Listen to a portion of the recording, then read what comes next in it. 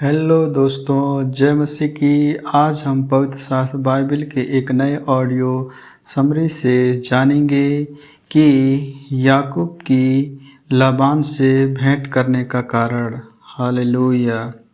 फिर याकूब ने अपना मार्ग लिया और पूर्वियों के देश में आया। उसने दृष्टि करके क्या देखा कि मैदान में एक कुआं है और उसके पास भेड़ बकरियों के 3 झुंड बैठे हुए हैं, क्योंकि जो पत्थर उस कुएं के मुंह पर धरा रहता था उसमें से झुंडों को जल पिलाया जाता था। वह भारी था और जब सब झुंड वहां इकट्ठा हो जाते तब चरवाहे उस पत्थर को कुएं के मुंह पर से लुढ़का कर भेड़ बकरियों को पानी पिलाते और फिर पत्थर को कुएं के मुंह में ज्यों का त्यों रख देते थे।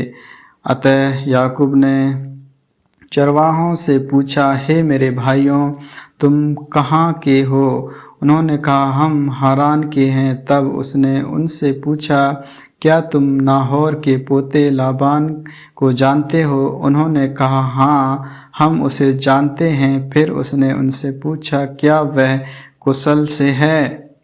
उन्होंने कहा, हाँ, कुशल से है। और वह देख, उसकी बेटी राहेल भेड़ बकरियों को लिए हुए चली जाती है। उसने कहा, देखो, अभी तो दिन बहुत है, पशुओं के इकट्ठे होने का समय नहीं, इसलिए भेड़ बकरियों को जल पिलाकर फिर ले जाकर चराओ। उन्होंने कहा, हम अभी ऐसा नहीं कर सकते। जब सब झुंड इकट्ठा होते हैं तब पत्थर कुएं के मुंह पर से लुढ़काया जाता है और तब हम भेड़ बकरियों को पानी पिलाते हैं। उनकी यह बातचीत हो ही रही थी कि राहेल, जो पशु चराया करती थी, अपने पिता की भेड़ बकरियों को लिए हुए आ गई। याकूब ने अपने मामा लाबान की बेटी राहेल को और उसकी भेड़ बकरियों को देखा तो निकट जाकर कुएं के मुंह पर से पत्थर को लुढ़काया और अपने मामा लाबान की भेड़ बकरियों को पानी पिलाया। तब याकूब ने राहेल को चूमा और ऊंचे स्वर से रोया, और याकूब ने राहेल को बता दिया कि मैं तेरा फुफेरा भाई हूँ, अर्थात रिबका का पुत्र हूँ। तब उसने दौड़ के अपने पिता से कह दिया। अपने भांजे याकूब का समाचार पाते ही लाबान उससे भेंट करने को दौड़ा और उसको गले लगाकर चूमा, फिर अपने घर ले आया। याकूब ने लाबान को अपना सब वृत्तांत सुनाया। तब लाबान ने याकूब से कहा, तू तो सचमुच मेरी हड्डी और मांस है। और याकूब 1 महीना भर उसके साथ रहा। राहेल और लिया के लिए सेवा। तब लाबान ने याकूब से कहा, कुटुंबी होने के कारण तुझ से मुक्त में सेवा कराना मेरे लिए उचित नहीं है, इसलिए कह, मैं तुझे सेवा के लिए क्या दूं? लाबान की 2 बेटियां थीं, जिसमें से बड़ी का नाम लिया और छोटी का नाम राहेल था। लिया के तो धुंधली आंखें थीं, पर राहेल रूपवंती और सुंदर थी। इसलिए याकूब ने, जो राहेल से प्रीति रखता था, कहा, मैं तेरी छोटी बेटी राहेल के लिए 7 वर्ष तेरी सेवा करूंगा। लाबान ने कहा, ऐसे पराये पुरुष को देने से तुझको देना उत्तम होगा, इसलिए मेरे पास रह। अतः याकूब ने राहेल के लिए 7 वर्ष सेवा की, और वे उसको राहेल की प्रीति के कारण थोड़े ही दिनों के बराबर जान पड़े। तब याकूब ने लाबान से कहा, मेरी पत्नी मुझे दे और मैं उसके पास जाऊंगा, क्योंकि मेरा समय पूरा हो गया है।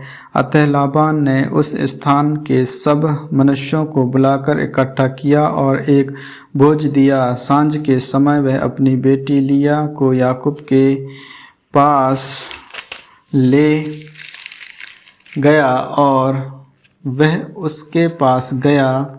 लाबान ने अपनी बेटी लिया को उसकी दासी होने के लिए अपनी दासी जिल्पा दी। भोर को मालूम हुआ कि यह तो लिया है, इसलिए उसने लाबान से कहा, यह तूने मेरे साथ क्या किया है? मैंने तेरे साथ रहकर जो तेरी सेवा की तो क्या राहेल के लिए नहीं की?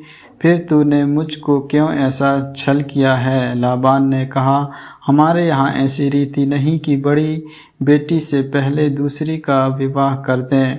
इसका सप्ताह तो पूरा कर दिया, फिर दूसरी भी तुझसे उस सेवा के लिए मिलेगी जो तू मेरे साथ रहकर और 7 वर्ष तक करेगा।